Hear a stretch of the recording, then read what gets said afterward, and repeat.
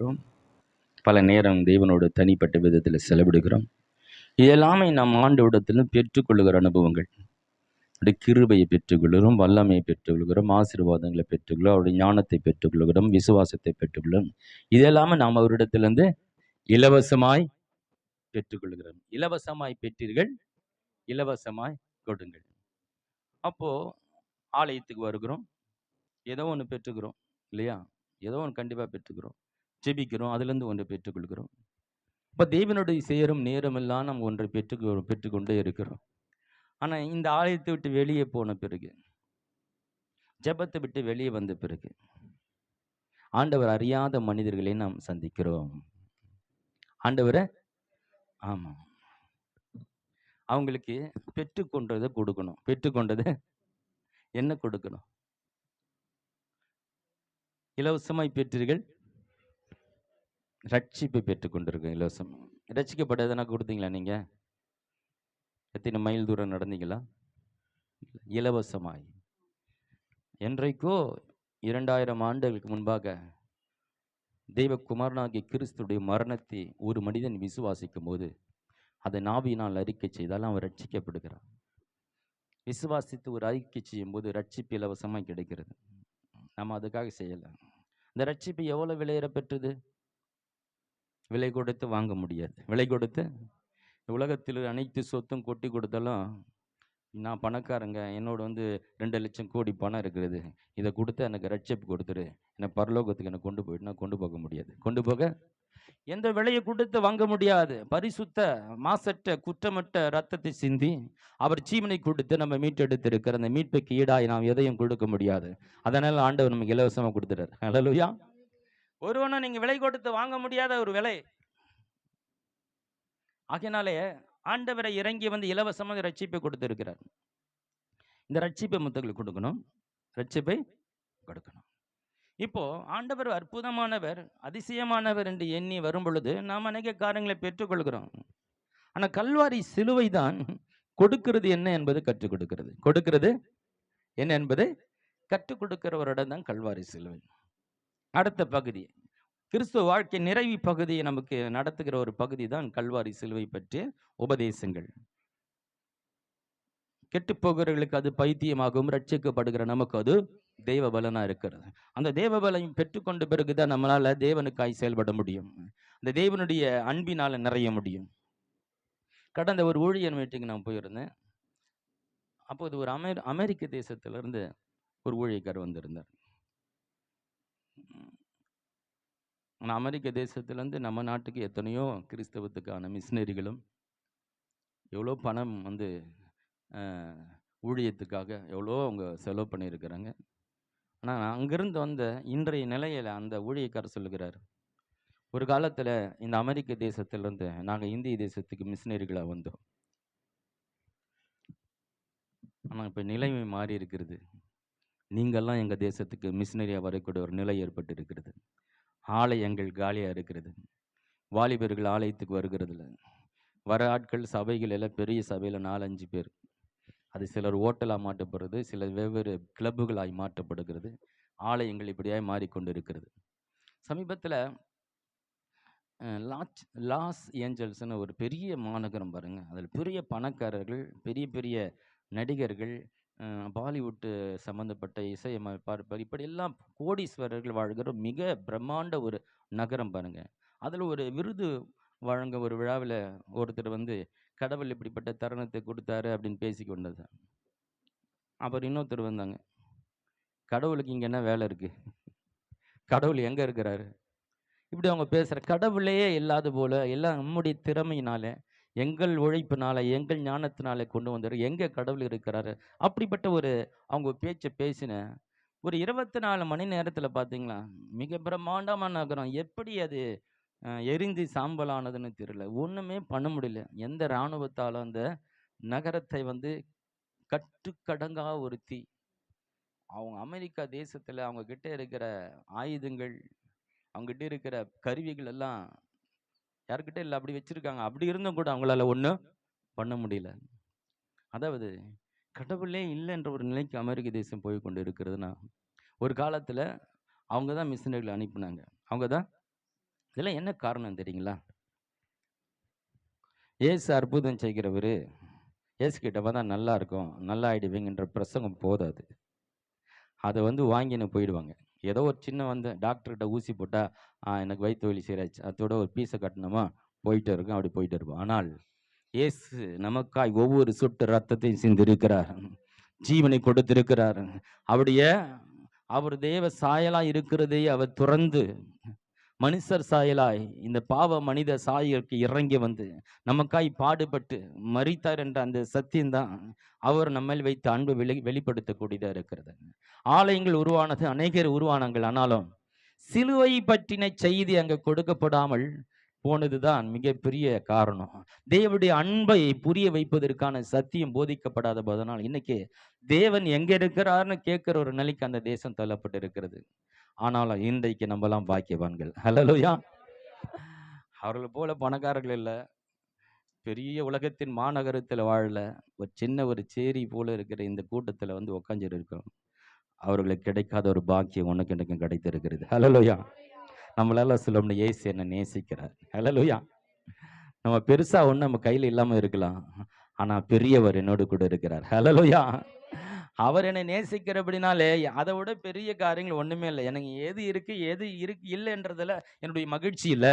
ஆனா என் தேவன் என்னோடு இருக்கிறார், அவர் என்னை நேசிக்கிறார் என்பதுல என்னுடைய மகிழ்ச்சி இருக்கிறது. ஹல்லேலூயா. அது மாத்திரமல்ல, இயேசு கிறிஸ்துடைய மரணத்துக்கு பிறகுதான் சீசர்கள் பல தேசங்களுக்கு புறப்பட்டு போனாங்க. அதற்கு காரணம், இயேசு கல்வாரி சிலுவை மரித்த பிறகுதான் அந்த கல்வாரினுடைய அன்பை அவங்க விளங்கி கொண்டாங்க. அந்த அன்பு விளங்கின பிறகுதான் அவங்க பல தேசங்களுக்கு போய் சுவிசேஷத்தை சொல்லக்கூடியலாம் மாறினாங்க இல்லையா? இப்போ தோமா நம்ம தேசத்துக்கு வந்தாரு. அவருக்கு மொழி தெரியாது, எந்த மனுஷனும் தெரியாது, பாருங்க, ஊர் பேர் தெரியாத ஒரு ஊருக்கு போய் அங்க வாழறதே கஷ்டம். அங்க போய் ஒரு சுவிசேஷத்தை சொல்லி அந்த ஜனங்களுடைய தேவனுடைய அன்பை புரிய வச்சு அவங்கள வழி நடத்துறது பெரிய விஷயம். ஏன்னா அவங்களுக்கு ஒரு மதம் இருக்கு, அவங்களுக்கு ஒரு நம்பிக்கை இருக்கும். அதன் மத்தியில ஒரு புது நம்பிக்கை கொண்டு போய் வச்சு அவங்கள மனமாற்றம் அடைய செய்கிறது ஒரு சாதாரண காரியம் இல்லை. இதுக்கெல்லாம் காரணம், இவ்வளோ ஊரை விட்டு தேசத்தை விட்டு சாகிறதுக்கு தயாராகி அவங்க புறப்பட்டு காரணம் என்ன? கல்வாரியினுடைய சிலுவை அவர்கள் புரிந்து கொண்டபடினாலே. ஹல்லேலூயா. எங்க கல்வாரி சிலுவை புரிந்து கொள்ளாத இடம் இருக்கிறதோ அது பெரிய சபையா இருக்கலாம். அங்கதான் பிரிவினைகளும் குழப்பங்களும். உனக்கு எனக்கு இது என்னது, இது உண்ணுது, எனக்கு வேணும் உனக்கு வேணும். சபைகள் எல்லாம் இப்படி பிரிக்கப்படுகிறது. அங்க அன்பு இல்லை பாருங்க. அங்க ஒரு பிரிவினை பல பல சபைகளாய் மாறி பிரிஞ்சு போகிறது. காரணம், கல்வாரி அன்பு போதிக்கப்படலை. கல்வாரி வல்லமையை போதிக்க பல கூட்டம் இருக்கிறது. அற்புதங்கள் நடக்கிறத பத்தி பேச நிறைய பேர் இருக்கிறாங்க. என்ன பல ஆழமான சத்தியங்களை பேசுறாங்க, அது ஒரு பக்கம் பேசுறாங்க. இப்படி பலவிதமான சத்தியங்கள் உலகெங்கும் போதிக்கப்படுகிறது. எங்கே கல்வாரி சிலுவை பற்றி போதிக்கப்படுகிறதோ அவன் என்ன வந்தாலும் பவுலை போல சொல்ல முடியும். வியாகுலமோ பாடுகளோ பசியோ பட்டினோ எதுவானாலும் கிறிஸ்துவனுடைய அன்பை விட்டு என்னை பிரிப்பவன் யார்? எனக்கு ஒரு நல்ல தெளிவா தெரிஞ்சிருச்சு. இயேசு என் மேல் வைத்த அன்பை கல்வாரியில புரிந்து கொண்டேன். அவர் எனக்காகத்தான் மரித்தார், எனக்காக தான் பாடுகளை சகித்தார், எனக்காக தான் ரத்தம் சிந்தினார் என்பதே ஒருவனுடைய இருதயத்தில் விளங்கிவிட்டா அவனை கிறிஸ்துவை விட்டு யாரும் பிரிக்க முடியாது. ஹல்லேலூயா. அப்போ இதுதான் நமக்கு தேவையான அஸ்திபார செய்தி. அஸ்திபார செய்தி. அப்போ நம்ம பெற்றுக்கொண்டதை கொடுக்கக்கூடியவர்களா மாறினா அவருடைய அன்பு நமக்குள்ள வரணும். அவருடைய அன்பு நமக்குள்ள வரணும். நான் என்ன சொல்ல, செய்திக்கு முன்னாடி சில காரியங்களை சொல்லிட்டு நான் செய்திக்கு போக போறேன். நம்ம தேசத்துக்கு ஒருத்தர் வந்தார். நிறைய மிஷனரிகள் படிங்க, நீங்க போய் யூடியூப்ல நிறைய பார்க்குறீங்க. நான் பார்க்குறேன். மிஷனரிகள்னு போட்டிங்கன்னா அவங்களுடைய வாழ்க்கை பற்றி நிறைய வரும். அது கொஞ்சம் அதை பற்றி நீங்கள் ரொம்ப படிக்கணும். நீங்கள் ரொம்ப படிக்கணும். அந்த கல்வாரியின் அன்பினால தான் அவங்க இப்படிலாம் மற்றவங்களுக்காக செயல்பட்டு இருக்கிறத நீங்கள் உணர்ந்து கொள்ள முடியும்.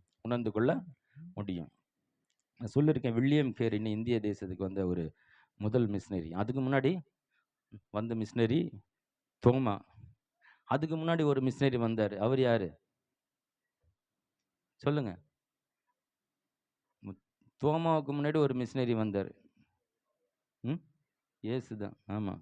உலகத்துக்கே வந்த முதல் மிஷினரி ஆண்டவராகிய இயேசு கிறிஸ்து.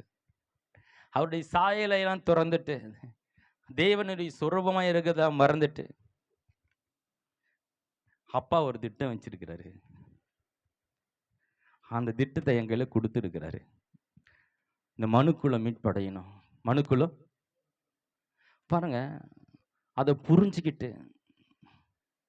அவரா அதை ஏற்றுக்கொண்டு அவரா இறங்கி வந்து இந்த உலகத்தில் ஒரு மிஷினரியே வந்தார். ஹல்லேலூயா. பாருங்க, இந்த உலகம் அவர் கொன்னுடும், அவர் சித்திரவதைப்படுத்தும், அவருக்கு விரோதமா எழும்பும். ஒரு பயங்கரமான ஒரு தீவிர அன்னைக்கு இருந்த கூட்டம் மிகவும் ஒரு இருண்ட காலமாம். இருண்ட ஆமா. சிலுவையில இருந்து கொல்ற கொடூரமான ஒரு ஒரு ஒரு தண்டனை இருக்குதுன்னா அந்த காலம் எப்படி இருக்கும்? அந்த காலம் ஆமா. சில நாடுகள்ல இப்ப கூட வலிக்காம மரண தண்டனை குடுத்துறாங்க. ஆமா, அவங்களுக்கு தெரியாம அப்படியே தூங்கிட்டே செத்துருவாங்க. அந்த மாரி ஒரு மரண தண்டனை. நான் கஷ்டப்பட்டு சாகக்கூடாது. ஆனா அன்னைக்கு வந்து துடிக்க துடிக்க இல்லையா? ஒருத்தன் இருந்தான்னா, அந்த அந்த கல்வாரி சிலுவை மரணம் எப்படி உண்டாகுதுன்னா, அந்த அந்த தண்டனை எப்போ உருவானதுன்னா, ஒரு ராஜா ரொம்ப அநியாயம் அக்கிரமம் பண்ணிட்டு, ரொம்ப கொடுமை பண்ணிட்டு, மக்கள ரொம்ப வேதனைப்படுத்திட்டு இருந்தானா. என்ன, ஒரு நாள் எல்லா மக்களும் விரோதமா எழும்பி அவனுக்கு சிறைப்பிடித்து, இவன சாதாரணமா கொல்லக்கூடாதுன்னு சொல்லி, ஒரு மரத்துல வச்சு ஆணி அடிச்சு விட்டுட்டாங்களாம். அவன் சில ஒரு அது ஒரு அத பார்வன்லாம் பார்த்துருப்பான். அப்பா இவனுக்கு இந்த தண்டனை தேவைதான். இவன் இவ்வளோ அநியாயம் பண்ணான்னு சொல்லி, அவன் துடித்து வேதனைப்பட்டு கதறி சாகிறதை பார்க்கும்போது, ஓ! இதுதான் இருக்கிறதுலே பயங்கரமான ஒரு தண்டனை. இப்படி மோசமான ஆளுகளுக்கு இந்த மாரி தண்டனை தான் குடுக்கணும்னு சொல்லி தான், அந்த முதல் சிலுவை மரண தண்டனை உண்டானதாம். இதெல்லாம் ஆண்டவர் முன்கூட்டியே அந்த பல 100 ஆண்டுகளுக்கு முன்பாக இந்த தண்டனையை கொண்டு வருகிறாரு. ஆனா அதுதான் இயேசுவுக்கு இந்த தண்டனையா குடுக்குறாங்க. இயேசு வந்து ஒரு பாவம் செய்யாதவர்.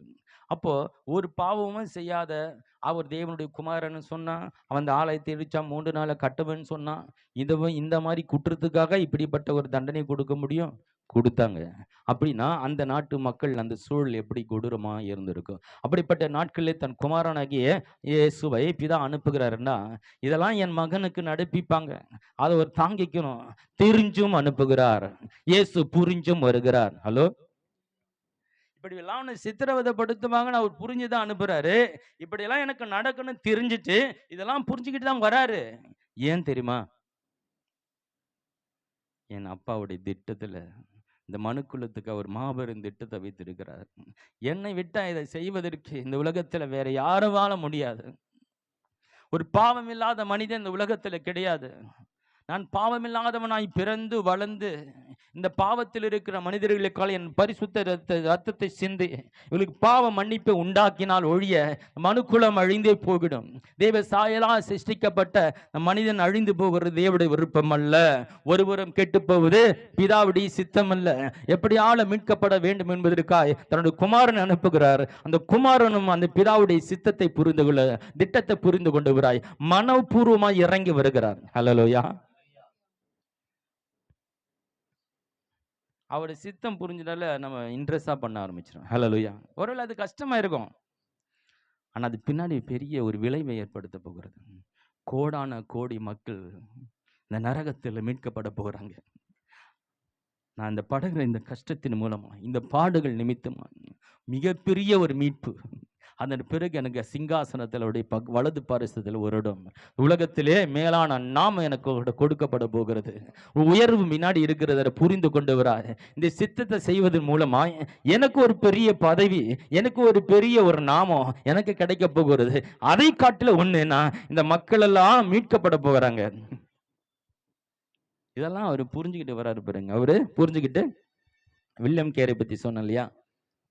அவர் ஒரு இங்கிலாந்து தேசத்துல ஒரு செருப்பு தைக்கிற ஒரு தொழிலாளி பாருங்க. அவருக்கு வந்து இந்திய தேசத்தை பத்தி சொல்றாங்க. இந்த மாதிரி 5 வயசு பிள்ளைங்க, 6 வயசு பிள்ளைங்க, பெண் பிள்ளைகளுக்கெல்லாம் திருமணம் பண்ணிடுறாங்க. அவர் 10 வயசுல இருக்குதுன்னு வச்சுக்கமா, மாப்பிள்ளை 10 வயசு, பொண்ணுக்கு 5 வயசு. கல்யாணம் பண்ண உடனே 2 வருஷத்துல மாப்பிள்ளை செத்துறாரு, உடம்பு சரியாம. உடனே பொண்ணு 7 வயசுல விதவை ஆயிடுது. பொண்ணு விதவை. உடனே அவ ஒதுக்கப்பட்டவள், விதவி, வெளியே வரக்கூடாது. அதுக்கு வெள்ளைசாரி போட்டு உட்கார வச்சிரு. இந்த 7 வயசு குழந்தைக்கு என்ன நிலைமை? அதுக்கு என்ன புரியும்? என்னடா நேற்றெல்லாம் நம்ம தூக்கி தூக்கி கொஞ்சம் இருந்தாங்க, இன்னைக்கு நம்ம மூலையில் உட்கார வச்சுட்டாங்க, வெளியே விட மாட்டுறாங்க. அதுக்கு ஒன்றும் விளங்காது பாருங்க. என்னையே அப்படி கொடுமைப்படுத்துறாங்க. ஒரு உடன்கட்டை ஏறுதல். இப்போ இதெல்லாம் அவர் கேள்விப்பட்டு உள்ளம் உடைக்கப்பட்டவர்களா? கிறிஸ்துவின் அன்பு என்னை நெருக்கி ஏவுகிறது. இப்போ இந்த தேசத்துக்காக நான் போவேன்னு சொல்லி தன் மனைவி என்ன ஒரு 5 பிள்ளைகள் எல்லாத்தையும் கூட்டிட்டு இந்திய தேசத்துக்கு வருகிறார். ஒரு செருப்பு தைக்கிற ஒரு தொழிலாளி, சாதாரண வேலை செய்கிற ஒரு ஆள், ஒரு புரியாத ஒரு தேசத்துக்கு, அறியாத ஒரு தேசத்துக்கு இந்த அன்பை, கிறிஸ்துவின் அன்பை நான் எப்படியாவது சொல்லி ஆகணுன்ற அந்த அன்பு எப்படி அவருக்கு ஏவினது? எப்படி அவர் வந்தார்? கல்வாரி அன்பை புரியாத ஒருவன் மிஷினரி ஊழியத்தை செய்ய முடியாது. ஹல்லேலூயா! கல்வாரி அன்பை புரிந்தவன் கடவுளுக்கு ஊழியம் செய்ய முடியாது, ஊழியத்தில் நிற்க முடியாது. அப்போ வராரு. அவர் இந்த ஊர்ல வேலை செய்கிறார். மிஷினரியா இருந்தால் கூட அவர் ஏற்கல. அவர் வேலை செஞ்சு பழித்து கொண்டு அவர் நிறைய காரியங்கள் செய்து புதிய ஏற்பாடு கிட்ட 40 மொழிகளெல்லாம் மொழிபெயர்த்தார். 20 மொழிகளில் பழைய ஏற்பாடு மொழிபெயர்த்தாருன்னு சொல்றாங்க. இதெல்லாம் நடைமுறையில் ஒரு மொழியை கற்றுக்கிறது நம்ம படுற கஷ்டம் இருக்குதே. ஒரு இங்கிலீஷை நல்லா பேசுறதுக்கு நம்ம போராடி நிற்கிறோம். நம்ம குழந்தையில தான் படிக்கிற இங்கிலீஷ் ABCD எல்லாம் படிச்சுன்னு வரும். ஆனால் இன்னும் கூட நம்மளால் தெளிவாக இங்கிலீஷ் பேசுவதற்கு தடுமாற்றங்கள் இருக்குது. ஆனால் இத்தனை மொழிகளை அவர் படித்து அதுக்காக எவ்வளோ டைம், எவ்வளோ பிரயாசப்பட்டு இந்த மக்களுக்கு எப்படியாவது இந்த வேதம் புரிந்து ஆகணும், இந்த தேவனுடைய அன்பு இவர்கள் விளங்குவதற்கு வேறு வழியில் இந்த வேதத்தை மொழிபெயர்த்து அவங்க சொந்த மொழியில் கொடுத்துங்க படித்தால் வழிய வேறு வழியே கிடையாது. இவ்வளோ பாடுபட்டு அவர் செயல்பட்டு தன் வாழ்க்கையை அர்ப்பணித்து ஊரெல்லாம் விட்டு மொழி தீராத இடத்துல அந்த மொழிகளை கற்றுக்கொண்டு அவர் செயல்பட்டாருன்னா கிறிஸ்துவின் அன்பு நெருக்கி ஏவுகிறது. ஹல்லேலூயா! யாரும் அவரை புஷ் பண்ணாங்களா? அப்பா அந்த மாதிரி இந்த தேசத்து மாதிரி போன்னு சொன்னோம் இல்லை, விரும்பி இயேசுவை போல அதை விரும்பி ஏற்றுக்கொண்டு அவர் வந்தார். பிதாவுடைய திட்டம் தெரியுது, இப்படி செய்யணும்னு தெரியுது. பிதா சொன்னதனால மட்டும் அவர் வரல, அதை புரிந்து கொண்டு விரும்பி ஏற்றுக்கொண்டு மனப்பூர்வமாய் செயல்பட தொடங்கினார். ஹல்லேலூயா! நான் சொல்றேன், இந்த ஆண்டவராகிய இயேசு கிறிஸ்துடைய அன்பு உங்களுக்கு விளங்கிவிட்டால், ஐயா சொன்னார் அதுக்கு தான் நான் செய்கிறேன், ஐயா கொடுக்க சொன்னார், ஐயா கை தொட்ட சொன்னார், ஐயா கரெக்டாக வர சொன்னார், யார் சொன்னதனால செய்கிறது இல்லை. கிறிஸ்துவின் அன்பு அதை நெருக்கி ஏவுகிறது. ஹல்லேலூயா! நீங்கள் இப்படி செஞ்சுதான் ஆகணும் அப்படின்னு கட்டாயப்படுத்தி செய்கிறது இல்லை. அவருடைய அன்பு இருதயத்தை நிரம்பி பொங்கி வழியும்போது அது நம்மளை நெருக்கி ஏவுகிறது. ஆண்டவருக்காய் நம்மை செயல்பட வைக்க ஏதாவது செய்வேன், பெற்றுக்கொள்வதே என்னுடைய வாழ்க்கையா. இன்னொரு பாட்டு இருக்கு, இந்த கிறிஸ்துவின் அன்பு எப்படி மற்றவங்களுக்கு கொடுப்பேன். ஹலோ, இருக்கீங்களா? ஆண்டவரை அறியாத மக்களை சந்திக்கிற ஒவ்வொரு நொடி பொழுதும் நாம் யார், நம்மளுக்கு இருக்கிற தேவன் யார் என்பதை எந்த விதத்திலாலும் காட்டுவதற்கு நீங்கள் ஆயத்தமா இருக்கணும். ஹலோ, இருக்கீங்களா? ஹலோ, நீயும் தேவனும் உறவாடுகிறது அது வேற உறவு.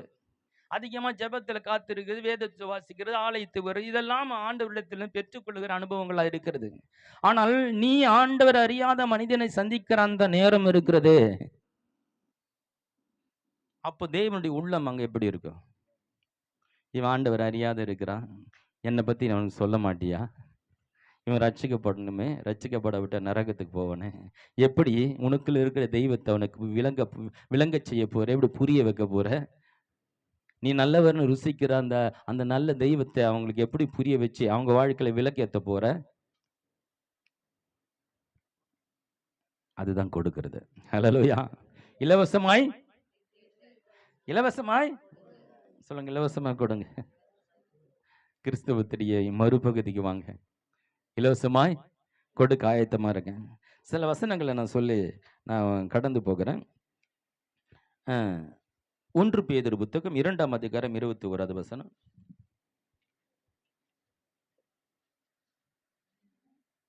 1 பேதுரு 2:21. இதற்காக நீங்கள் அழைக்கப்பட்டும் இருக்கிறீர்கள். ஏனெனில் கிறிஸ்துவ உங்களுக்காக பாடுபட்டு நீங்கள் தம்முடைய அடிச்சுவடுகளை தொடர்ந்து வரும்படி உங்களுக்கு மாதிரியை பின் வைத்து போனார். இயேசுடைய அடிச்சுவடுகளை பின்பற்றும்படியாய் அவர் பாடுகள் எல்லாம் சகித்து சிலுவைக்கு போயிட்டு ஒரு மாதிரி வைத்து போகிறார். ஹல்லேலூயா. நாம் பின்பற்ற வேண்டிய ஒரு மாதிரி இருக்கிறது. அது கிறிஸ்து சென்ற பாதை, கிறிஸ்து செய்த காரியங்கள். ஹலோ, இருக்கீங்களா? நாம ஒரு மாதிரியா போறதில்ல, ஆளுக்காளுக்கு ஒரு மாதிரியா போறதில்ல, எல்லாமே இயேசு பின்னாடி போகிறது. ஹல்லேலூயா. நமக்கு அநேக காரியங்கள், விருப்பங்கள், நமக்கு ஒரு ஆசைகள், கோட்டைகள் இருக்கலாம், கட்டிக்கிட்டு இருக்கலாம், நமக்குன்னு ஒரு தரிசனம் இருக்கலாம். ஆனால் அது இயேசு கிறிஸ்துவோட தரிசனமா? இயேசு கிறிஸ்து எந்த தரிசனத்துல போனாலும் அதே தரிசனத்தில் நம்ம போகணும். ஹல்லேலூயா. நம்ம எல்லாருக்கும் ஒரு பொதுவான தரிசனம் இருக்கிறது. என்னென்றால் இயேசு கிறிஸ்துக்குள்ள இருந்த அந்த தரிசனம். ஹல்லேலூயா. அது என்ன தரிசனம்? இந்த உலகம் எங்கும் அவருடைய ராஜ்யம் வரணும். இந்த ஒவ்வொரு மனிதனும் ஆண்டவராகிய இயேசுவை ஏற்றுக்கொண்டு ரட்சிக்கப்பட்டு நரகத்துக்கு தப்பி வைக்கப்படணும். உலகெங்கும் போய் இந்த சுவிசேஷத்தை சொல்லுங்கன்னு சொன்னாரு. நமக்கெல்லாம் கொடுக்கப்பட்ட பிரதான கட்டளை, பிரதான கட்டளை. இப்போ அவர் ஒரு மாதிரியை வைத்து போகிறார். அப்போ நம்ம அவர் உற்று நோக்கும் போது தான் அவர் ஒவ்வொரு காரியங்களை நகர்த்தின விதங்கள், அவருடைய பினிஷிங் கல்வாரி சிலுவையில் முடிகிறது, அவருடைய கிரிகள் கல்வாரி சிலுவையில் முடிகிறது. அது வரைக்கும் அவர் எப்படி செயல்பட்டார், எதையும் முக்கியத்துவப்படுத்தினார், கல்வாரிக்கு ஏன் போனார், இந்த கடினமான இந்த காரியத்தை அவர் ஏன் ஏற்றுக்கொண்டார், அது பிதாவுடைய சித்தமா இருக்கிறது, பிதாவுடைய திட்டமா இருக்கிறது.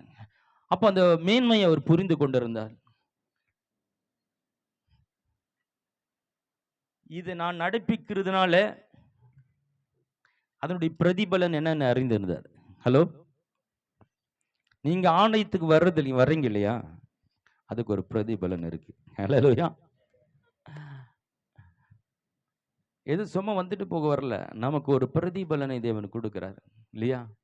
நான் ஆலயத்துக்கு போகிறது நல்லது, அதுவும் பிதாவுடைய சித்தம், அதுவும் அதன் மூலமா நான் தேவனுடைய வார்த்தை கேட்கிறேன், அதன் மூலமா நான் தெளிவடைகிறேன், ஞானத்தை பெற்றுக்கொள்கிறேன், தேவனுடைய அன்பை புரிந்து கொள்கிறேன். அது மூலமா நான் என்ன பண்ணுகிறேன், செயலாக்கத்துக்குள்ளாய் வருகிறேன், செயல்படும் மனிதனாய் மாறுகிறேன். என்னை ஊக்குவித்து, என்னை தட்டு கொடுத்து, என்னை விசுவாசத்தை அதிகரித்து, என்னை ஆண்டவருக்காய் செயல்படும் ஒரு பாத்திரமாய் மாற்றப்படுகிறேன். அப்போ இங்க வருவதனாலே நான் ஒரு ஒரு தேவனிடத்தில் ஒரு நன்மையை பெற்றுக்கொள்ள வந்து கொண்டு இருக்கிறேன். இதை நான் எப்படியாவது பெற்றுக்கொள்ளும், ஆண்டோடைய சித்தத்தை நான் அறிந்து கொள்ளணும் வரும்போது, அந்த தாகத்தோடு வரும்போது நீங்க அதை முழு மனதோடு அதோட பலன் இருக்குது அப்படின்னு தெரிஞ்சிட்டாலே அதை முழு மனதோடு செய்ய ஆரம்பிச்சிருவோம். ஹல்லேலூயா. என்னங்க ஜெபிக்கணுமா, காலையில எழுந்து தூக்கமா வருது, தூக்கமா, பைபிள் படிக்கணுமா, படிச்சுதான் ஆகணுமா, பைபிள் திறந்து 2 அதிகாரம் படிக்கிறதுக்குள்ள தூக்கம் வந்துடுது, படிச்சுதான் ஆகணும், படிச்சுதான் நான் அதில் நல்ல பலன் இருக்கிறது. ஹல்லேலூயா. அதை என்னை உருவாக்குகிறது, ஆண்டவருடைய அன்பை விலக்கி காட்டுகிறது, நான் உருவாக்கப்படுகிறேன், என்னை செயல் வீரனாய் செயல்படக்கூடிய இயேசுவை போல மாற்றக்கூடிய காரியங்களுக்காய் நான் தனிப்பட்ட விதங்களிலே செலவிடுகிற அந்த நேரங்கள், இங்கே உட்கார்ற நேரம் ரொம்ப முக்கியமானது. நமக்கு ஒரு மாதிரி வைத்து போயிருக்கிறார். ஹல்லேலூயா. இயேசுதான் நமக்கு மாதிரி. இயேசுதான், ஆமா, ஒரு சாதாரண மனிதனாய் என்னெல்லாம் பண்ண முடியும்னு அவர் காண்பிச்சிட்டார். அது சொல்லிட்டாரு, உன் நிலைமையிலிருந்து இதை நான் செஞ்சிருக்கிறேன். அந்த கடவுளுடைய பலத்தை வச்சு செய்யல, ஒரு சாதாரண மனிதனா அந்த மனிதனுக்குள்ள விசுவாசம் இருந்தா என்னெல்லாம் பண்ண முடியும்னு இயேசு செஞ்சு காமிச்சிட்டாரு. ஹலோ, நீங்களும் விசுவாசித்தால் என்னை விசுவாசிக்கிறவன் நான் செய்த கிரியைகளை தானும் செய்வான், அவைகளை காட்டிலும். ஆமா, இயேசு தேவனுடைய குமாரனை ஆனால் அவரை விசுவாசிக்கிற நானும் தேவனுடைய குமாரனாய் இருக்கிறேன். அந்த தேவ குமாரனால செய்யக்கூடியது நானும் செய்ய முடியும் என்பதை அவர் நமக்கு சொல்லிக் கொடுத்து போயிருக்கிறார். ஹல்லேலூயா. அப்போ ஒரு தேவனுடைய குமாரனாய் இருந்தாலும் அந்த தேவ குமாரன் என்ற அந்த பவரை யூஸ் பண்ணல அவரு. ஆமா, நீ தேவனுடைய குமாரனையானால் இந்த கல்லுகளை, ஆமா, நான் தேவனுடைய குமாரன் தான். ஆனா நீ சொல்றதுக்கு கல்லெல்லாம் அப்பமாக்க முடியாது. நான் சாதாரண மனிதனான இதை சந்திக்கிறேன். ஹல்லேலூயா. மனுஷன் அப்பத்தினால் மாத்திரமல்ல, தேவனுடைய வாயிலிருந்து பெறப்பட்டு வருகிற ஒவ்வொரு வார்த்தையினாலும் பிழைப்பான். இன்னொரு அருமையான வழியை வைத்திருக்கிறது, அது வார்த்தையினால் பிழைக்கிறது. ஹல்லேலூயா. இன்னொரு வசனத்தை வாசிக்கலாம். ரோமர் 12ஆம் அதிகாரம் 1ஆம் வசனம். அப்படி இருக்க சகோதரே, நீங்கள் உங்கள் சரீரங்களை பரிசுத்தமும் தேவனுக்கு பிரியமான ஜீவ பலியாக ஒப்பு கொடுக்க வேண்டும் என்று தேவனுடைய இரக்கங்களை முன்னிட்டு உங்களை வேண்டிக் கொள்கிறேன். இதுவே நீங்கள் செய்யத்தக்க புத்தியுள்ள ஆராதனை. புத்தியுள்ள ஆராதனை எதுவா? ஜீவ பலியை ஒப்பு கொடுக்கிறது. ஜீவ, இன்னைக்கு இப்பதான் உங்க செய்திக்கு வருகிறேன். நான் இப்பதான் இந்த ஜீவ பலி பற்றி தான் கொஞ்சம் பேச போகிறேன். இந்த ஜீவ பலியை நம்ம ஒப்பு கொடுக்கணும். அது என்ன ஜீவ பலி?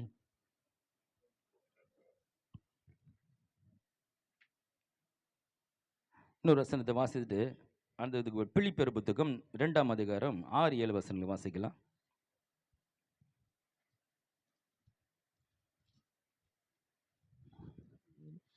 அவர் மனுஷ ரூபமாய் காணப்பட்டு அவர் தேவனுடைய ரூபமாய் தேவனுக்கு சமமாய் இருப்பதை தேவனுக்கு சமமாய் இருப்பதை கொள்ளையாடின பொருளாக எண்ணாமல் தம்மை தாமே வெறுமையாக்கி அடிமையின் ரூபம் எடுத்து மனுஷர் சாயலானார். அவர் மனுஷ ரூபமாய் காணப்பட்டு மரண பரியந்தம், அதாவது சிலுவையின் மரண பரியந்தமும் கீழ்ப்படிந்தவராய் தம்மை தாமே தாழ்த்தினார்.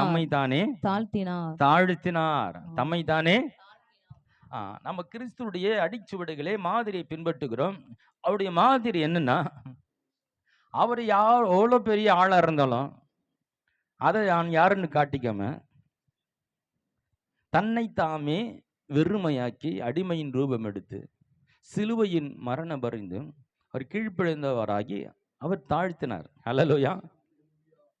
ஒரு சாதாரண மனிதனா இருந்து என்ன பண்ண முடியுன்றதை அவர் அங்க காண்பித்திருக்கிறார். அது நிமித்தமா நாம கற்றுக்கொள்கிறதுனா, இயேசு நம்ம வைச்ச மாதிரி என்ன, நமக்குள்ள நாம் யார் என்பதனால் அது செயல்படுகிறது அல்ல.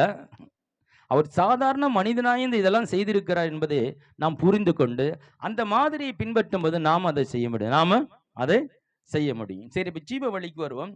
யாத்திராகம புத்தகத்துல 12ஆம் அதிகாரத்துல 3ஆம் வசனத்தை வாசிப்போம். யாத்திராகமம் 12ஆம் அதிகாரம் 3ஆம் வசனம். யாவரும் இந்த மாதம் 10ஆம் தேதியிலே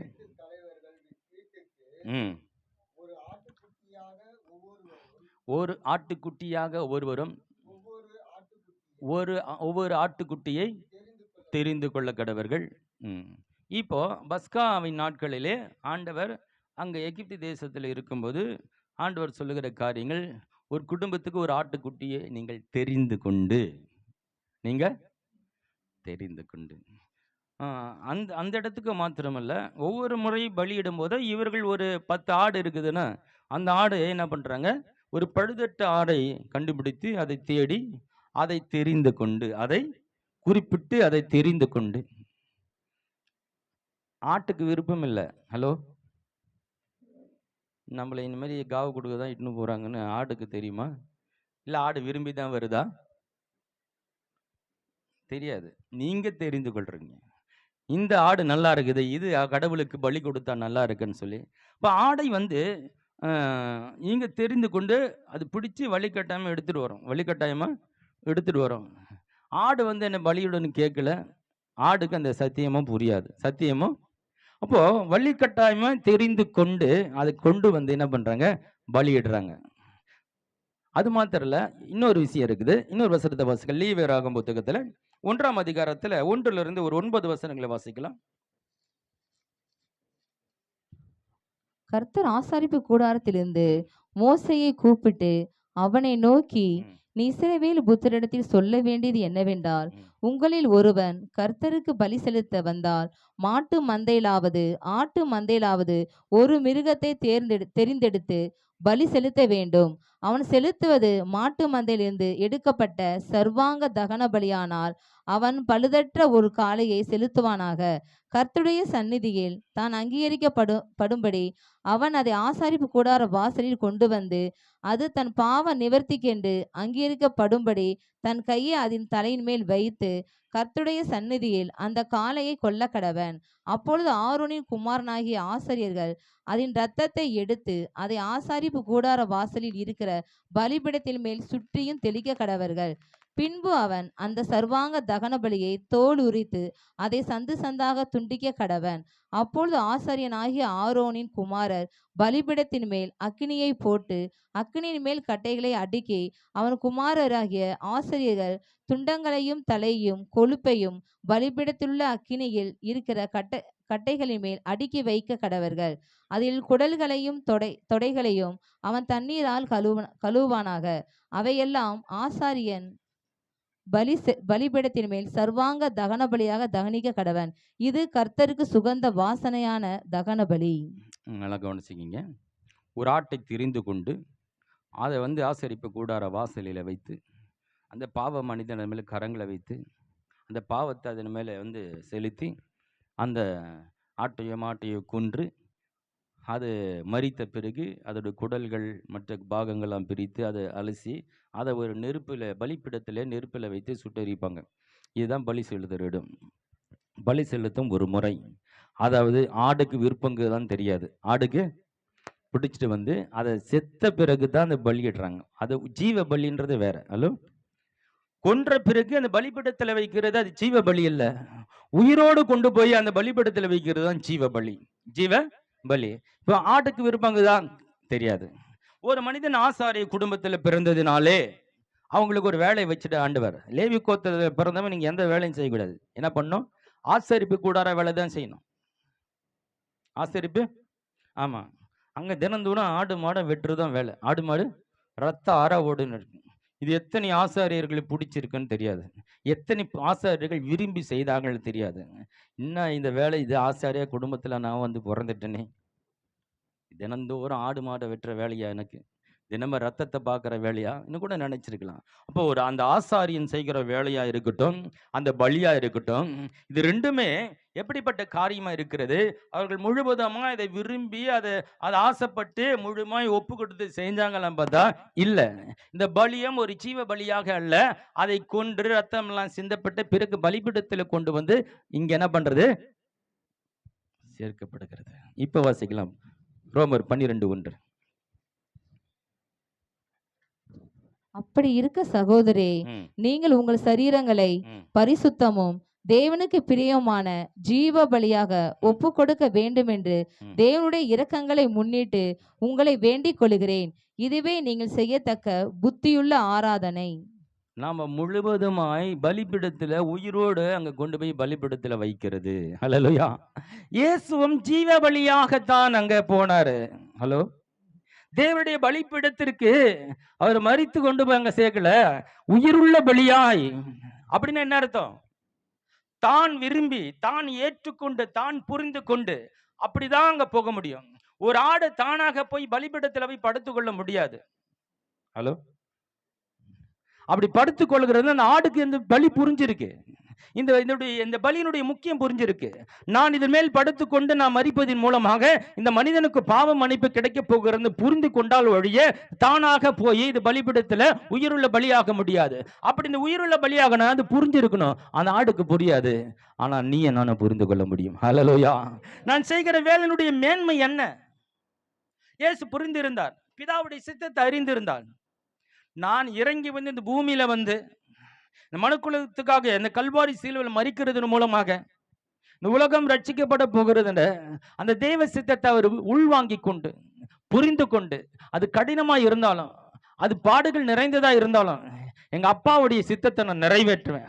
அதை நிறைவேற்றுவது மூலம் ஒரு பெரிய நன்மை இந்த உலகத்துக்கு கிடைக்க போகிறது. தன்னையே ஜீவ பலியாய் ஒப்பு கொடுத்தார். ஹல்லேலூயா. அவருடைய முழு சித்தத்துக்கு அவர் சொல்லுகிறதெல்லாம் அவர் செஞ்சாரே, அதுதான் ஜீவ பலி. ஹல்லேலூயா. எத்தனை பேர் ஜீவ பலி ஒப்பு கொடுக்க தயாரா இருக்கீங்க? ஹல்லேலூயா. இந்த கல்வாரி அன்பு உங்களுக்கு புரியாம உங்களை ஜீவ பலியை ஒப்பு கொடுக்க முடியாது. ஹல்லேலூயா. கடவுள் ஒன்று சொல்றாருன்னா அதை செய்வதற்கு நீங்க ஆயத்தமா இருக்கிறன்னா நீங்க ஜீவ பலியா இருக்கீங்க. ஹல்லேலூயா. உங்க சூழ்நிலை, சந்தர்ப்பம், காலம், நேரம் இதெல்லாம் வச்சுக்கிட்டு அதுக்கேற்ற போல கடவுளை நீங்க தேடுறதா இருந்தா விருப்பமில்லாத பலி. உங்களை யாரோ வாங்க, சபைக்கு கரெக்டா வாங்க, விருப்பமில்லாத உங்களை பிடிச்சி இழுக்கணும், ஆட்டை பிடிச்சி இழுத்து கயிறு கட்டி இழுத்துன்னு வரணும். உங்களை வர வைக்கிறதுக்கு ஒரு பிரசங்கம், உங்களுக்கு கொடுக்கறதுக்கு ஒரு பிரசங்கம், ஜெபம் பண்றதுக்கு ஒரு பிரசங்கம், பைபிள் வாசிக்கிறதுக்கு ஒரு பிரசங்கம், இப்படியெல்லாம் பண்ணாதான் நீங்க பண்ணுவீங்கன்னா உங்களுக்கு அதில் இன்ட்ரெஸ்ட் இல்லை. அதை பிடிச்சி எடுத்துட்டு வந்து அதை செய்ய வைக்கிறது இல்லை. உயிருள்ள ஜீவ பலியாய். ஹல்லேலூயா. அதை புரிந்து கொண்டவனா இதை செய்வதனுடைய மேன்மை என்ன, நான் எதற்கு வருகிறேன், எதற்கு ஆண்டவர் பற்றி சொல்லணும், என்னுடைய வேலை என்ன, அவருடைய சித்தம் என்ன, அதை புரிந்து முழுமையை நான் அர்ப்பணித்து நான் செயல்படுகிறேனே, அதுதான் ஜீவபலி. அதுதான் ஜீவபலி. எத்தனை பேர் ஜீவபலி ஒப்பு கொடுக்க ஆயத்தம்? என்னை யாரும் என்னை இயக்கக்கூடாது, என் தேவனுடைய சித்தத்தை அறிந்த நான் இயங்கணும். ஹல்லேலூயா. அதுதான் தேவனுடைய சித்தம். அப்பாவுடைய சித்தத்தை புரிந்து கொண்டு இவர் இறங்கி வந்து செயல்பட ஆரம்பித்தார். அதெல்லாம் சார், இவர் என்னுடைய நேசகுமாரன், இவரில் நான் பிரியமா இருக்கிறேன், ஏன்னா என் உள்ளத்தை புரிந்து அவரே செயல்படுகிறார். அதே தான் ஆதாம் இடத்தில் எதிர்பார்த்தார். நான் ஒவ்வொன்றா சொல்லி நீ செய்யறது இல்லப்பா, நான் என்னோட உள்ளத்தை புரிஞ்சுட்டு நீயே செய்யணும்ன்றது தான் அவருடைய பிரதான விருப்பம். ஹலோ ஹலோ இருக்கீங்களா? அவர் இதுதான் நினைப்பார்னு ஒரு பிள்ளைக்கு தெரியணுங்க. ஹலோ, எங்க அப்பா இதுதான் சொல்லுவாரு, எங்க அப்பா இதுதான் செய்வாருன்னு அப்பாவுடைய உள்ளத்தை புரிந்த மகனுக்கு தெரியும். ஹலோ, தெய்வத்துடைய உள்ளத்தை புரிஞ்சுனா இந்த காரியத்தில் தேவன் இதுதான் செய்ய சொல்லுவார்னு உங்களுக்கு கண்டிப்பா தெரியும். பிதாவுடைய சித்தம் இதுதான் உங்களால சொல்ல முடியும். அதை இயேசு அறிந்திருந்தார். ஹல்லேலூயா. அப்போ பிதாவுடைய சித்தத்தை முழுவதும் புரிந்து கொண்டவர் மாத்திரமல்ல, அது கடினமா இருந்தாலும், சிலுவைக்கு போய் மரிக்கிறதா இருந்தாலும், சவுக்கால் அடி வாங்குவதா இருந்தாலும், அவமானம் நிந்தைகள் ஏற்பட்டாலும், அங்க எல்லா ஆடைகளை உறங்கி நிர்வாணமா அங்க ஒரு சிலுவையில் அறையப்பட்டார் அநேகர் சொல்றாங்க. இந்த மாதிரியான ஒரு தேவகுமாரன் நிர்வாணமாய் தொங்கிக் கொண்டிருக்கிற இத்தனை அவமான சகிக்கிற ஒரு காரியமாய் இருந்தாலும் இது பிதாவுடைய சித்தம். இதை செய்வதன் மூலமாய் பிதா சந்தோஷப்படுவார். அது மாத்திரமல்ல, இந்த மனுக்குள்ள மீட்படியும் இது எனக்கு கஷ்டமா இருந்தாலும் பிதாவின் சித்தத்தை முழுமையாய் புரிந்து கொண்டு இயேசு செயல்பட்டார். இதுதான் நமக்கு வைத்திருக்கிற ஒரு மாதிரி. ஹலோ,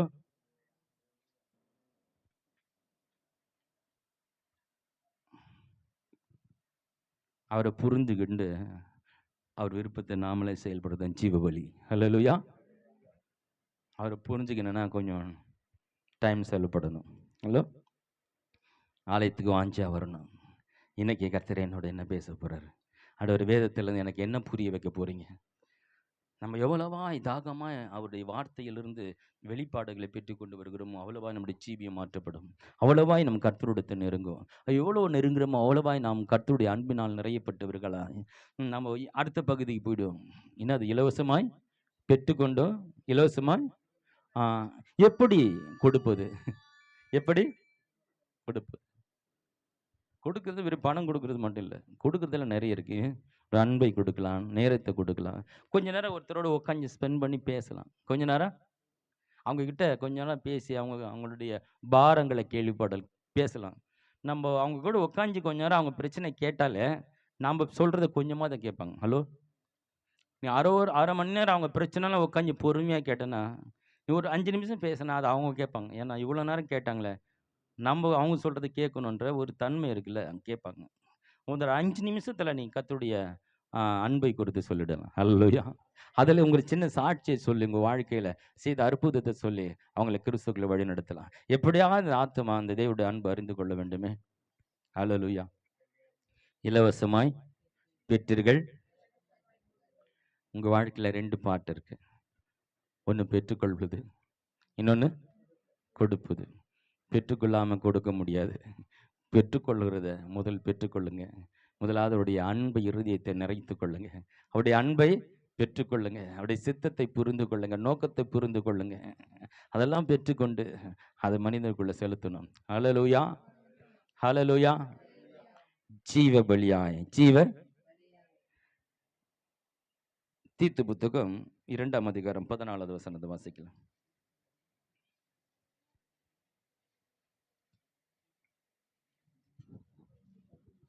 அவர் நம்மை சகல அக்கிரமங்களினின்று மீட்டுக்கொண்டு தமக்குரிய சொந்த ஜனங்களாகவும் நற்கிரியைகளை செய்ய பக்தி வைராக்கியம் உள்ளவர்களாகவும் நம்மை சுத்திகரிக்கும்படி நமக்காக தம்மை தாமே ஒப்பு கொடுத்தார். தாமே ஒப்பு கொடுத்தார். நல்லா கவனிச்சிங்க.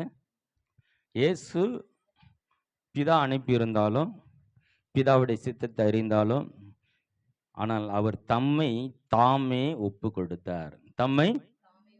தானே முழுவதாய் ஒரு காரியத்தை புரிந்துக்கிட்டு தன்னை முழுவதுமாய் அந்த தேவ சித்தத்துக்கு அவர் ஒப்பு கொடுத்தார்.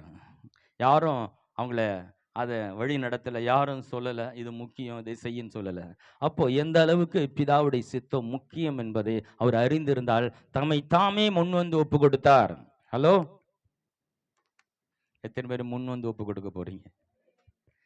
நான் தேவனுக்காக ஏதாயிலும் நான் செய்யணும். கொஞ்ச நேரமாவது ஒரு நாளைக்கு நான் ஏதாவது செய்யணும். 2 பேருக்காக நான் சத்தியத்தை சொல்லணும், இல்லை ஒருத்தருக்காக சொல்லணும், இல்லை வாய்ப்பு எதிர்பார்த்து கொண்டு இருக்கிறேன்.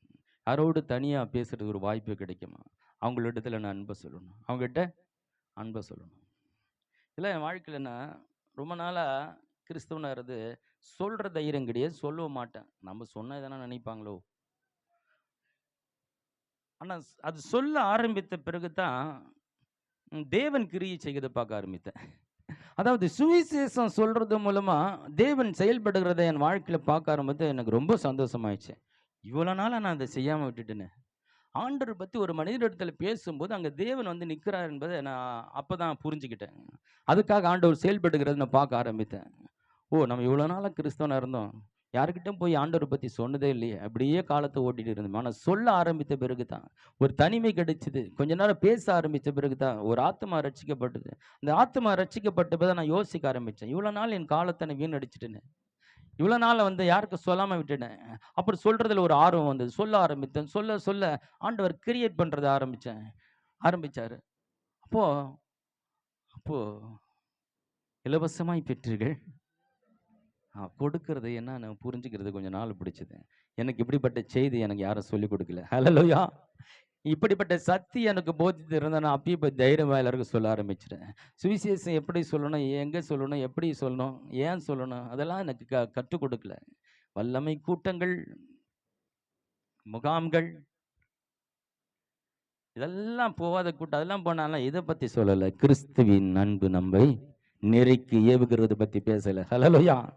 பாருங்க, இந்த வில்லியம் கேரை பற்றி படிச்சவர் எந்த குரூப்பை சார்ந்தவர், எந்த சபையை சார்ந்தவர்னா அவர் பாப்டிஸ்ட் சபையை சார்ந்தவர், அவர் பெந்தேகோஸ்து சபையை சார்ந்தவர் இல்லை. அப்போ அவர் பெரிய வல்லமை வரங்களை பற்றி இங்கே சொல்ல வரல, அதை பற்றி அவர் பேசுனதாக இங்கே இல்லை. அவர் தேவ அன்பினால் நிறையப்பட்டவராய் இந்த தேசத்துக்கு வந்து இவ்வளவு பாடுகளை பட்டு இவ்வளோ சூழ்நிலை மத்தியிலும் எப்படியாக நம் கிறிஸ்துவை வெளிப்படுத்த வேணும் இவ்வளோ காரியங்களை செஞ்சு போயிருக்கிறார். ஹல்லேலூயா. அப்போ இந்த ஒரு செயலாக்கத்துக்கு வந்து இந்த கல்கத்தா தேசத்தில் இப்படிப்பட்ட பெரிய காரியங்கள் செய்துட்டு போயிருக்கிற ஒரு மனிதனை இப்படி செயல்படுத்தினது எது? ஹல்லேலூயா. ஜீவ பலியாய் தம்மை தாமே இயேசு ஒப்பு கொடுத்தது போல அந்த கிறிஸ்துவின் அன்பை ஒரு புரிந்து கொண்டபடினால இவர் என்ன செய்தாரா, இவர் தம்மையும் ஒப்பு கொடுத்து குடும்பத்தோட வந்து இறங்கி பாடுகள் எல்லாம் சகித்து கஷ்டமானாலும் பரவாயில்ல, எப்படி ஆகல இந்த இயேசு இந்த உலகத்துக்கு இந்த ஜனங்களுக்கு கொண்டு போய் சேர்க்கணும்னு சொல்லி இவ்வளவா கஷ்டப்பட்டு இருக்கிறார். இவர் மாத்திரம் இல்ல, நிறைய சாட்சிகள் இந்த மிஷனரிகளை பற்றி நம்முடைய தேசத்துல வந்து எழுதி பார்க்கிறோம். நமக்கு நாம் வாழ்ந்த காலத்துல ஒரு மனுஷி வாழ்ந்தாங்க, உங்களுக்கு எல்லாருக்கும் தெரியும் இல்லையா? அவங்க ஒரு ரோமன் கத்தோலிக்க சபையை சார்ந்த ஒரு அன்னை தெரேசா. பாருங்க, இன்னைக்கு ரோமன் கத்தோலிக்க சபையை நம்ம ஒரு விதமாக பார்க்குறோம். இருந்தாலும் அவங்க எதை படிச்சுட்டு வந்து இப்படிப்பட்ட ஒரு நம் தேசத்துல இப்படிப்பட்ட மக்களுக்கு சேவை செஞ்சாங்க? கிறிஸ்துவின் அன்பு. ஹல்லேலூயா.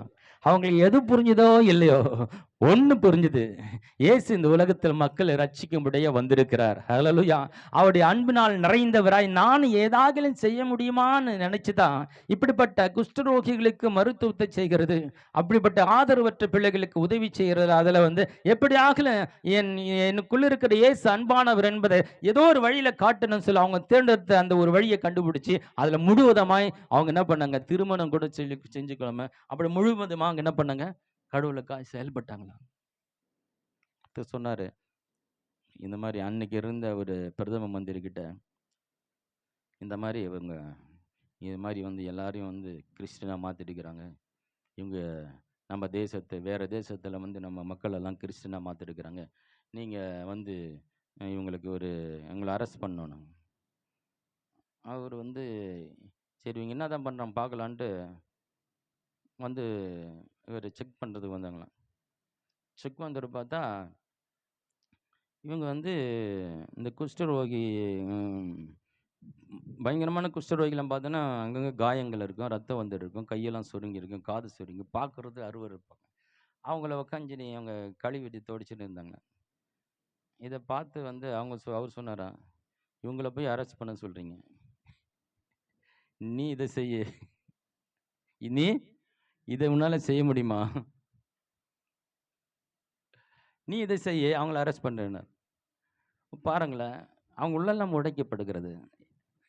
ஒரு குஷ்டரோகியை தொடர்றது என்பது இயேசுவால தான் முடியும். ஹல்லேலூயா. அடுத்து ஒரு மனிதன் போய் தொடரானா அது கிறிஸ்துவின் அன்பினால தான் ஒரு குஷ்டரோகியை தொட முடியும். ஹல்லேலூயா. கிறிஸ்துவின் அன்பு என்னை நெருக்கி ஏவுகிறது. எந்த விதத்தாகிலும் என் இயேசுவை இந்த உலகத்துக்கு அறிவிப்பேன் என்ற ஒரு தாகம். நவரோஜித்துன்னு ஒரு பெரிய கிரிக்கெட்டு அது மாதிரி தான் ஒரு டொனேஷன் கொடுக்க வந்தாரான் இந்த அம்மா கிட்ட. அந்த அம்மா உள்ளேருந்து வரவே இல்லையா, ரொம்ப டென்ஷன் ஆகிட்டேன். என்ன நம்ம காசு கொடுக்க வந்தா இந்த அம்மா வாங்க வர மாட்டேங்குது, என்ன வெளியேற உட்கார வச்சிட்டேங்கண்ணே. நம்ம எங்கே இருக்கிறாங்க, நான் போகிறேன்னு சொல்லிட்டு அவங்க இருக்கிற ரூமுக்கு உள்ளே போனால் அதே மாதிரி தான் அங்கே குஷ்டைகள்லாம் வச்சு கழுவி இது துடைச்சிட்டு இருக்கும்போது அவர் உள்ளம் உடைக்கப்பட்டதான். இவங்கள போய் நான் தப்பாக நினச்சிட்டேன். ஒரு டொனேஷன் கொடுக்க வந்தது மாதத்துக்கு டொனேஷன் கொடுக்க ஆரம்பிச்சிடறா. ஹல்லேலூயா. பாருங்க, அந்த அன்பு புரிஞ்சுன்னா அசைக்கும் மனிதனே. ஹல்லேலூயா. ஒரு கல்வாரி காட்சி, ஒரு படத்தை பார்க்குறான் ஒரு தீவிரவாதி, பல கொலைகள் செய்த அந்த வட இந்திய தேசத்துல போலீஸ்காரன் தீவிரவாதிக்கு பயப்படுவான். ஏன்னா அவனும் துப்பாக்கி வச்சிருப்பான், போலீஸ்காரன் சுட்டு போயின்னு இருப்பான், எவன் சுட்டான்னு தெரியாது. அப்படி காடுகள் மலைகள் எல்லாம் எவனும் கண்டுக்க முடியாது. அப்படிப்பட்ட தீவிரவாதிகளே போலீஸ்காருக்கு பயப்படுவாங்க. அப்படிப்பட்ட ஒரு போலீஸ்காரர் இந்த தீவிரவாதி ஒரு கிராமத்தில் யாரும் சுவிசேஷத்தை சொல்கிறதுக்காக இயேசுடைய படத்தை காமிச்சிருக்காங்க. அவன் வரும்போது கல்வாரி சிலுவையில் அடிக்கிறத காட்சி ஓடிட்டு இருக்குது.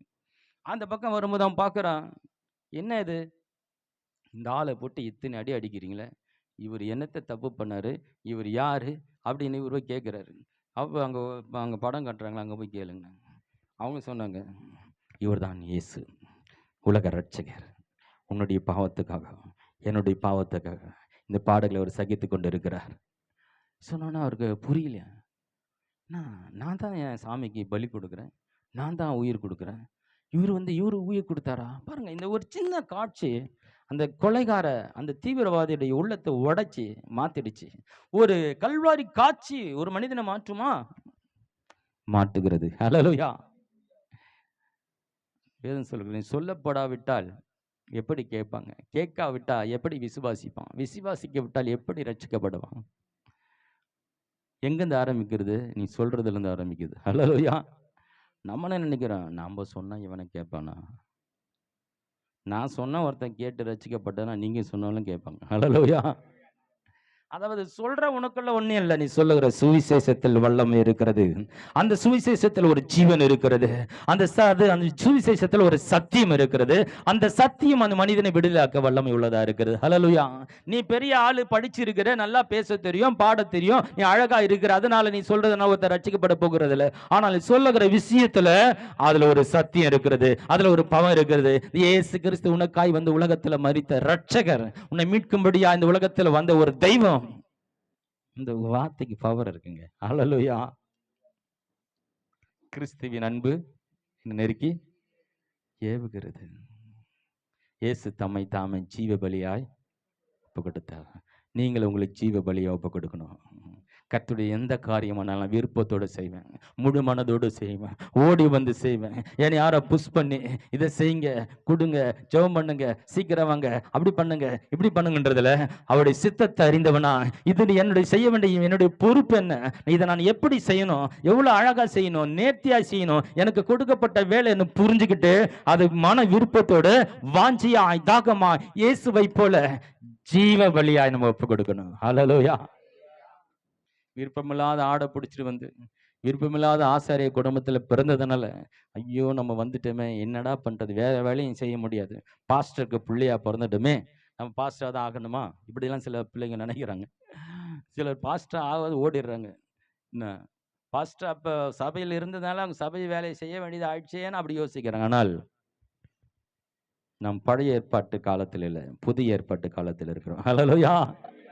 நாம் விரும்பி புரிந்து ஆண்டவர் ஆராதிக்க வந்திருக்கிறோம். ஹலோ, யார் உங்களை கட்டாயப்படுத்தி இங்க வந்தா அப்படியா, அது அதன் அடிப்படையில் என் இயேசுவினை புரிந்து கொண்டவன், அன்பை விளங்கி கொண்டவரா, என் உள்ளத்துல முழுமையாக அவரை ஏற்றுக்கொண்டு என் சொந்த இரட்சகராய் ஏற்றுக்கொண்டு அவர் தெய்வம் என்று நம்பி அவர் என்னோடு இருக்கிறார், எனக்கு அற்புதம் செய்வார், அவருக்கு எனக்கு ஒரு தொடர்பு இருக்கிறது, அவருக்காக நான் வருகிறேன்னு சொல்லி நீங்கள் விரும்பி நேசித்த ஒரு சித்தத்தை புரிந்து கொண்டு செய்வது தான் ஜீவ பலியாய் ஒப்பு கொடுக்கிறது. ஹல்லேலூயா. நீங்கள் எதை செய்தாலும் கர்த்தருக்காய் செய்யணும். ஹல்லேலூயா. அதுதான் ஜீவ பலி. நான் செய்கிற ஒவ்வொரு காரியத்திலும் தேவன் மகிமைப்படணும், பேசுகிற ஒவ்வொரு வார்த்தையிலும் தேவன் வெளிப்படணும், ஒவ்வொரு சிந்தையில் இருக்கிற ஒரு சிந்தையின் காரியங்களும் தேவனை வெளிப்படுத்தக்கூடியதா இருக்கணும். எல்லாமே முழுவதுமா என்னுடைய எல்லாவற்றையும் அவருக்கு ஒப்பு கொடுக்கிறது தான் ஜீவ பலி. ஹல்லேலூயா. கண்களை மூடுவோமா? எத்தனை பேருக்குள்ள நான் ஏதாவது இயேசுக்கு செய்யணும்ன்ற ஒரு எண்ணம் வந்திருக்கு? நான் ஒருத்தருக்காவது ஒரு ஆளாவது நான் ரட்சிப்புக்குள்ள வழி நடத்த மாட்டேன்னா